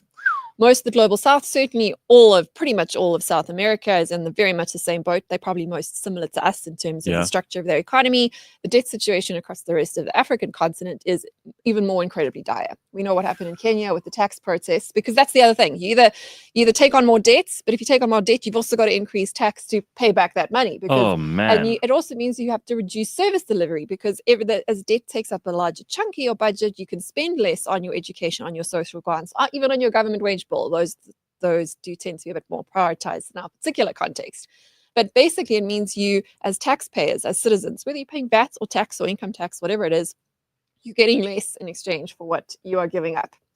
But it's a trap that you're on, and this is treadmill, and the only way to get out of it is to really grow out of it. Unless you are a strong economy like the US, and to a lesser extent Europe, that is able to print money to pay back your own debt.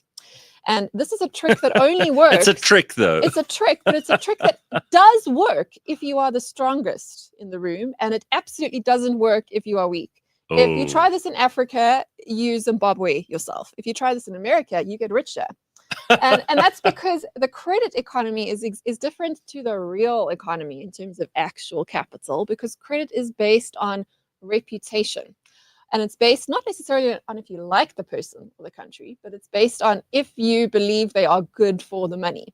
So if America increases its money supply, as they did in COVID, to increase service delivery, they can get away with it because we still value their dollars as they were before they increased that supply. If we try to do that with rands, and there definitely are some characters on X and Twitter who will tell you that we can modern monetary theory our way out of this. South America's tried, didn't work. Africa's tried, has not worked. America can do it, though, because if you don't accept a dollar for what it is, well, a dollar's got some other things to back up its value, and that is the world's largest military spending, right? And the rich take what they, or the strong take what they will. The weak, that's us, suffer what we must. So all right, we have to pay back the money. Other people can print money to pay it back. We can't do that. So we're going to have to either grow or tax. So Dave says here in the comments, did we bring this upon ourselves? What caused this? You know, I love people who take responsibility, but I think maybe this person is being a bit hard on themselves. You didn't cause it, but certainly we as a country have got ourselves into this situation, mostly our government's fault. Mostly, it's a little bit our fault too. We don't save enough as individuals. Okay. Because saving is money that you put into a bank or you invest in fellow South Africans' businesses. So if you don't have a savings pool, there's nothing for businesses to get access to capital for, right? So to a little bit, yes, if you want to do something as an individual, save a little. I know it's hard, but if you are lucky enough to have a job, and you're lucky enough to have a bit of income, try save a little bit of it, because it's not just good for you, it's good for your economy. Yeah. Certainly a lot of this is our own government's fault. We don't exactly get return on investment or good value for a lot of the money we spend in our budget, whether we're talking about education, spending just about the most in the developing world and still having some of the most illiterate children in the developing world. We're not getting good quality products and services for what we spend. And sure, we spend too much on our public sector compared to our private sector. There are a lot of own goals there too, but at a macro effect, when we start talking about the debt side of the economy, a lot of this, we're price takers and we actually don't have much choice there. Yeah. And we haven't had much choice since apartheid, since colonization. I know that you might not want to get into that conversation, but a lot of this is the legacy of the dominant West from a monetary perspective, still taking effectively tribute from previous colonies due to their strength, right? So the strong keep on taking, the weak keep on losing. And I think people don't always necessarily get that with our economy. We have so many of our own goals, and we should focus on fixing those. We absolutely make a lot of mistakes, and we could do many things better. Of course. But it's not all our fault. There are larger macroeconomic conditions at play too that we can only really solve if we start to work together as a continent or as a global south, right? Because you need critical mass to challenge. Then we can actually inherently put up unfair. a bit of a fight. Yeah. You were going to ask something a second ago, and if you've forgotten what it is, I wouldn't blame you, because there's a lot of information flying out here. Bronwyn's great at this, helping us to figure out what the hell's going on. I'm interested in something that you said just now about how we should also save. So there is a personal responsibility part of this, which I love. And all of us should be able to do more to try and make the most of what is not the greatest economic situation, but there have been worse in our history. So how can technology and all of the information that we have at our fingertips now help us to make better decisions around our own money? Because I'm sure that everybody is trying to apply things like AI to how they manage their own business, to how they manage their expenses, to what they can shop for and what they shouldn't shop for, what they can do to save money, how things like interest rates actually work. And I don't want to get into a whole personal finance segment here, because I know that's not really the wheelhouse that any of us are in. But in terms of future technology and the things that people are going to be able to access, information-wise at very least, are there massive advantages on the way for ordinary people, for me and you, to be able to spend less, save more, look after our finances a bit more intelligently? Well, yes and no. I mean, just take something like your AI and the chat GPT, because that was like the first one to market. And of course, there's cheaper competitors and all the rest of it. But which do you use, by the way? Very little of any of them, because I've spent to make most of my money being physically present, talking to people. I'm basically a court jester, right? So like, oh, don't derogate yourself here. It's an important position. You get to sort of talk truth to power. No, say but you don't use AI that much? No, not really. I mean, we've used it a little bit for our sort of synthesis and certainly for transcribing and for getting through volumes of information. But due to the nature of my work, I can't lie to your listeners and say that I spend a lot of time using AI, because generally I'm paid to be physically present to convey information that I have in my head. That's just the nature of my job. It's not the nature of many other people's jobs. If you work in more process-based positions, you're going to be using these tools. It's not like I haven't used them. It's just that they don't form into much of my particular sort of product to market, route to market that I do, right? But the point is with these tools is they are freely available. And that means they can allow you to find information that perhaps you couldn't have, and to get it quicker and faster and more efficiently than you would have before. But at the same time, they are basically free and freely available to absolutely everyone. So they are first and foremost not a competitive advantage. And when you start looking at ways to make money or to beat the market, if everyone's got access to that tool, it's not actually a way to make money or to beat the market.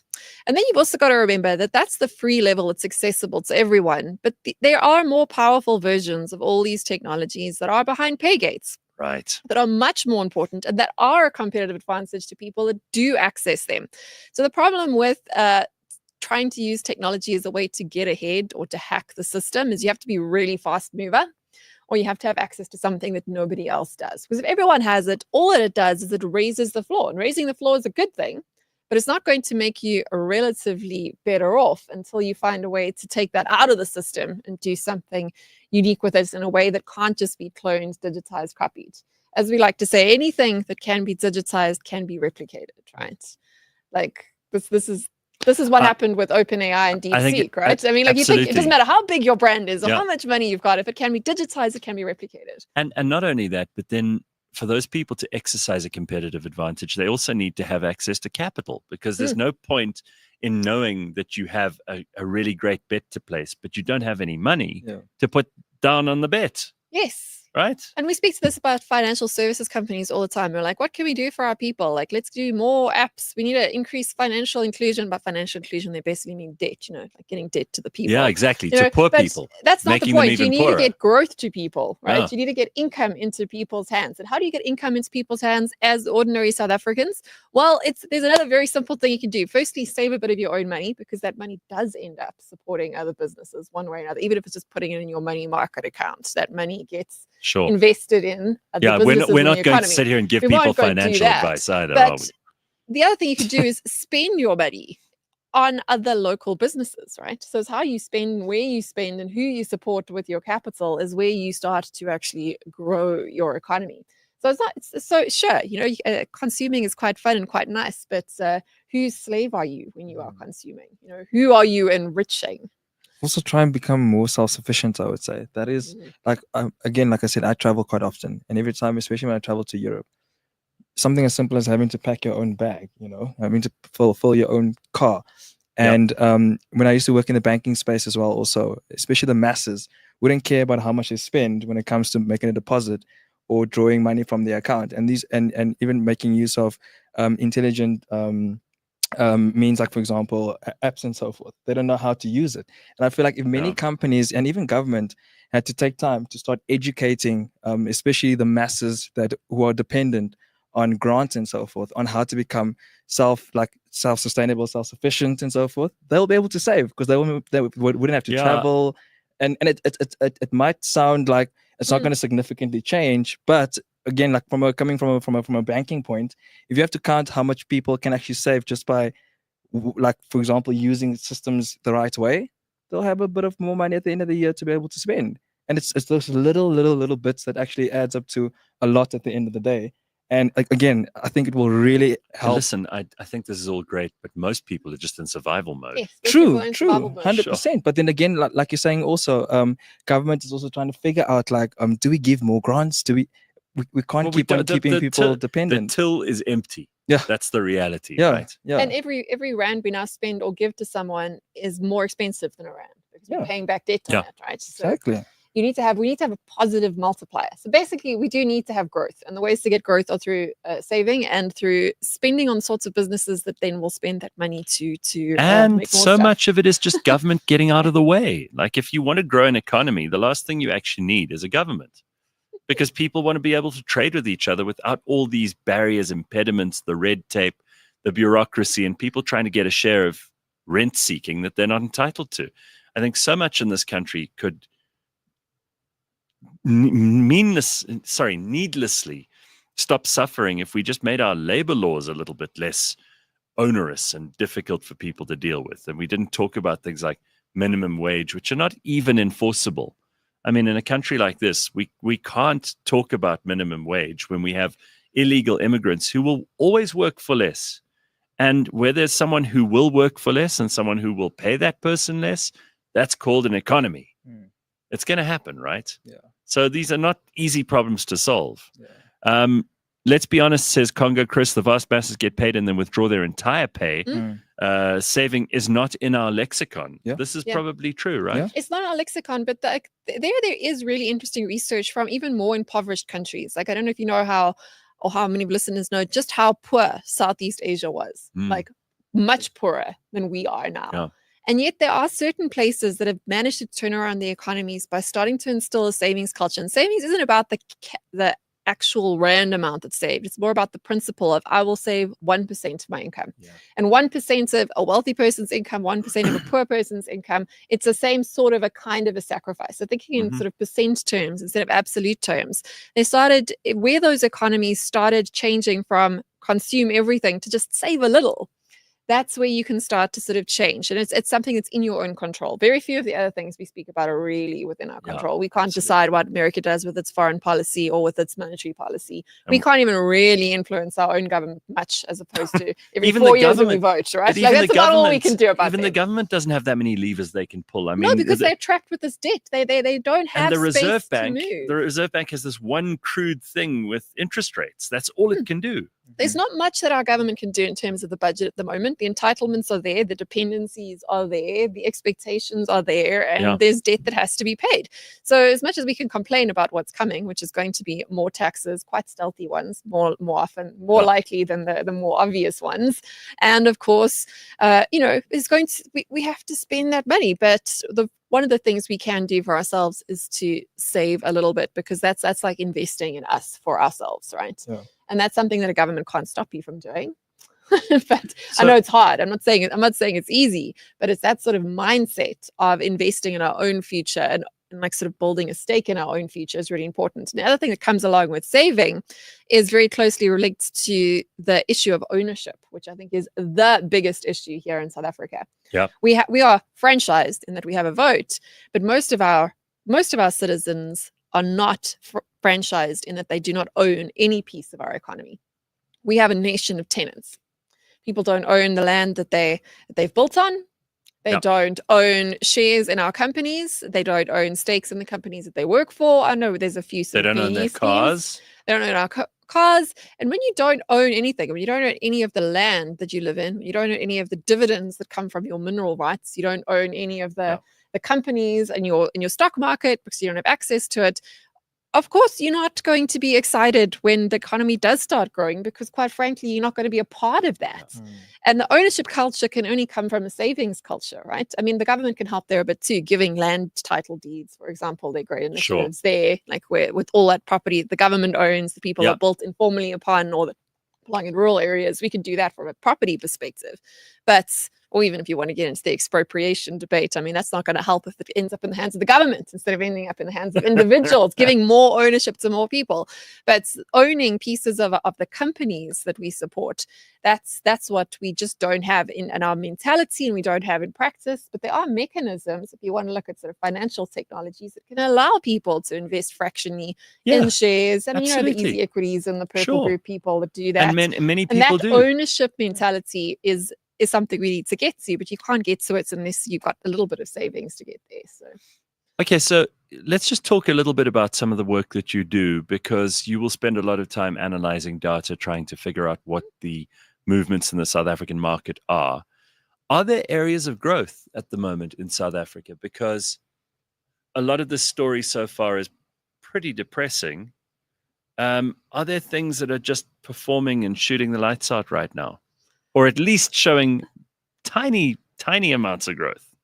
Oh, well, our agricultural sector isn't doing too badly. I mean, we've got pretty good. As long as we don't, we've got pretty good natural as long as we don't resources expropriate farms and murder farmers, we'll be okay. But this is an actual. But there's a reason why governments across the world are trying to confiscate farms. It's because the things that people actually need, like food and water, are things that always have value, even as we distracted by artificial intelligence and living intelligence and new technology. Good point. Focusing on like the stuff that really has value. There's a reason why Bill Gates is buying farms in Africa, because they have actual value, not theoretical, abstracted financial economy value. They have real value in a pinch, right? So we're not doing too badly there at the moment. I mean, I'm sure Wandile, who's been talking about all this. There's been quite a few green shoots coming out of our economic data in the agricultural sector. Property market not doing so great, but I do find it interesting that, as we predicted, we're starting to see reverse semigration from the Cape I saw back this. to Joburg, let me just read the story quickly. Which I spoke about the beginning of 2 years ago, and people were like, "You're absolutely nuts." So this is interesting. A one-way migration train. I'm like, no, the value for money here. Yeah, and I see it coming up again and again. So this was today in the news that South Africa's semigration trend continues. Surge in homeowners, particularly from Gauteng, who had relocated to the Western Cape. ABSA's latest homeowner sentiment, this is the most recent one, shows a 22.5% year-on-year increase in net migration to the province, with high-income earners driving demand for luxury properties. However, rising costs and a return to office culture are prompting some to move back to Gauteng, which remains South Africa's economic hub We were talking about Joe Yeah. Berg and standing up for Joe Berg earlier, Shurldrae. Yeah. Here it is. Yeah. Despite this, the deteriorating infrastructure and governance issues in Gauteng pose challenges to sustained migration back to the province. But again, we're creating these problems, especially as business owners, and we're creating these problems because when you look at the traffic, number one, trying to get to work, you know how much it costs to try and get to work, and now we're talking Transport. now we're talking about saving or getting people to save, and yet we're paying them the salaries, but we're expecting them to work in the office, and yet we've got online platforms where people can actually work from. So already there, these are these little kind of costs that all adds up to your average Joe, or to the person that is also trying to just make things happen. Poor people, they spend a vast proportion On transport in of our country. their total money on transport. And the time, it's so time consuming as well. I mean, I don't and know unsafe, frankly. Yeah, exactly. Right? I mean, you've seen these fly-by-night taxis. We all have. Yeah. We were talking about it the other day on the show, that people are posting videos on social media of like the worst taxi ride they've ever been on, where like the floorboards are gone and you have to hold an umbrella over the hole in the roof when it rains. There's some crazy stuff going on. Yeah. So again, for me personally, like I say, if again, like companies especially can think about how can we get rid of all these unnecessary costs that our typical, like let's say entry-level employees is having to spend. Let's try and let them work from home, but then train them also around how they need to stay. But don't you think that the work from home trend is completely reversed now? Yeah, it's pretty much done. I mean, the traffic is back, and the businesses are calling people back. And there's a counter argument to be had there. That I hear you absolutely on the savings. So when we talk about savings, we can talk about saving our own money, but also saving money for the people who work with us and around us. How can we reduce those costs? But when it comes to working in offices, for disadvantaged people, for first generation people who don't have a network, for young people in particular, the career gains you get from being in an office probably outweigh the transport costs to get there, just because of the invisible opportunities that you'll never know that you missed. Yep.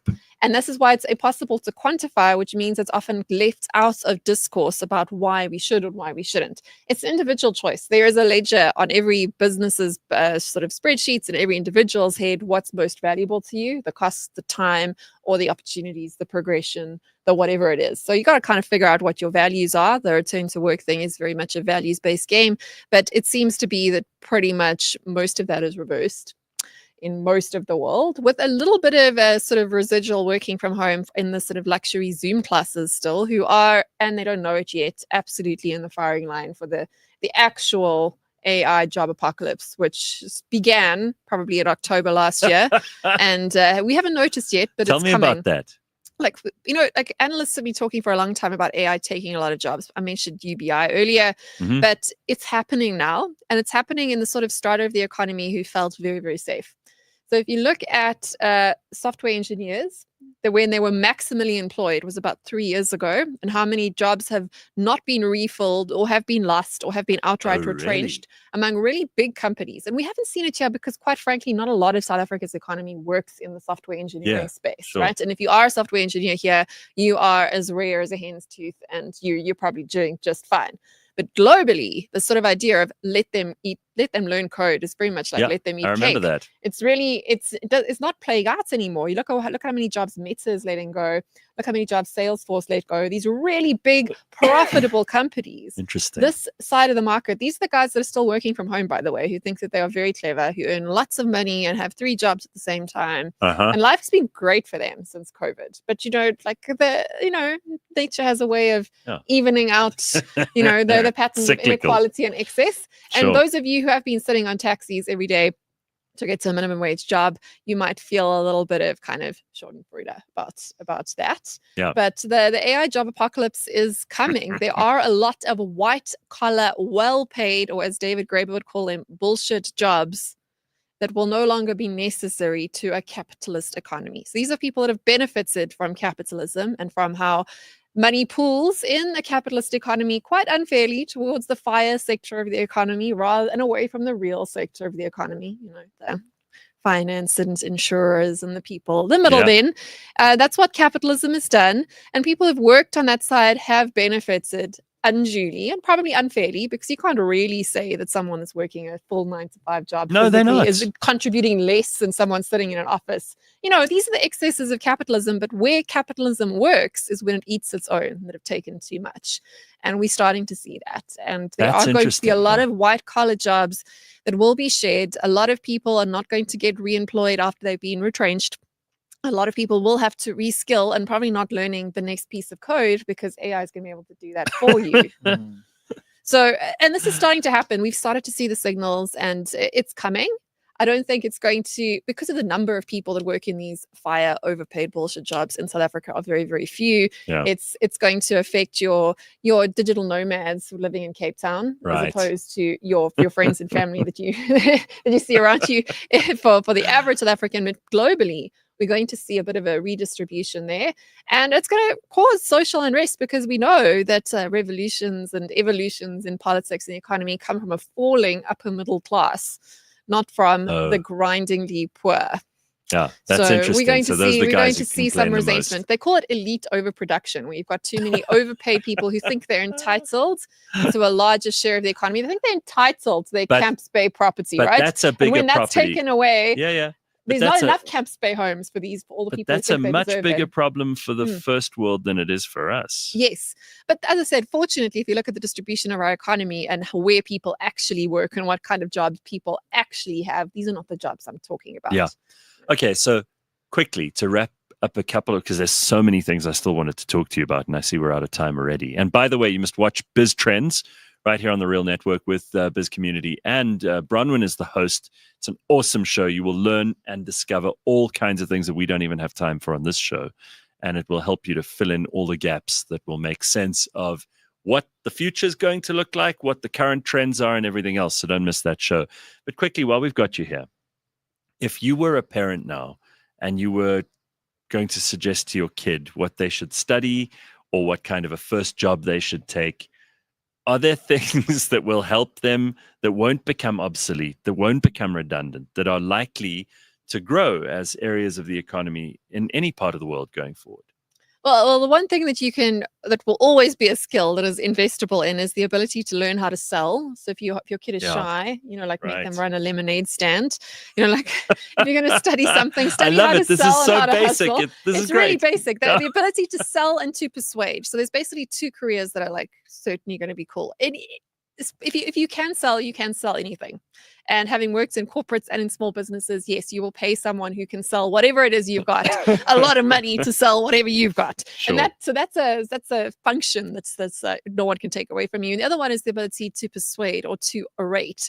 And that means that there's going to be a lot of jobs in politics, right? So oh no. No. to lead, to persuade, to guide. So if you want to do that, sure, that's another career path available to a certain type of child. I don't know that I would be recommending many 90-year-olds sit down and spend sort of 4 to 6 years studying really anything at this point in time, because so many of those careers, and in fact most of the ones that are most sort of prestigious, those are the sorts of ones that are the most almost replaceable if you look at the big picture future that we're heading into. So you want Swiss Army knife skills. That's what you should invest large amounts of time in. You should invest small amounts of time in more disposable skills, and bear in mind that pretty much anything you study is going to be disposable. Therefore, make your choices accordingly. Don't invest too much time in that. Invest in whatever skill, whatever is hot for the next 6 months, but do a 2-month diploma on that instead of doing a 3-year degree. I don't go study a 4-year computer science degree. What you learn is going to be redundant at the end of it. Absolutely. Rather go and learn, say, agentic AI on a Google course the companies are hiring for right now. Get yourself a 6-month contract and then do that again. That's what a career is going to look like if you're going to play the technology game. Or, as I said, you can invest in those everlasting skills. Whether you were in biblical times or whether you're in today's times, the ability to sell whatever it is, whether it was a donkey back then, whether it's a car now, and that's going to be useful to you. Obviously, looking after people, because we've got a lot of people in this country who will need to be cared for, fed, clothed, all those sorts of things. Those are not going to go Those things away. are not going to go away. They're also unlikely to ever be the most well-paid careers. No, sure. You know, but they're always going to be steady work. There's always going to be steady work in the ability to sell, the ability to teach, the ability to care. Those sorts of broader category skills are the skills that aren't going to go away. But unfortunately, the reality is, ask your mother. You know, like loving your family doesn't pay that well. You get paid in other ways. Sure. Okay, I love it. Shurldrae, it's been a pleasure to have you here today, and I'm glad that you got a word in edgewise, because Bronwyn is, I mean, she's just she is phenomenal. No, she it's knows so incredible. much, There's a and lot of whenever info. she sits here with me, I always go, okay, we need more time. Yeah. So thank you, Bronwyn. It's always terrific to see you, and you were, as always, a juggernaut, bringing us lots of useful and valuable stuff. And you can make sure that you put Biz Trends TV onto your list of things that you're going to do in the next couple of days. If you haven't liked and subscribed to this podcast, then go and like and subscribe that one. I don't mind. You'll probably learn more from Bronwyn than you will from me anyway. So it's probably a valuable addition to your day. And there are lots of other good shows here on the Real Network that you need to go and pay attention to too. So get onto it. Thank you very much to all of my guests, and we will see you on Friday. Ciao.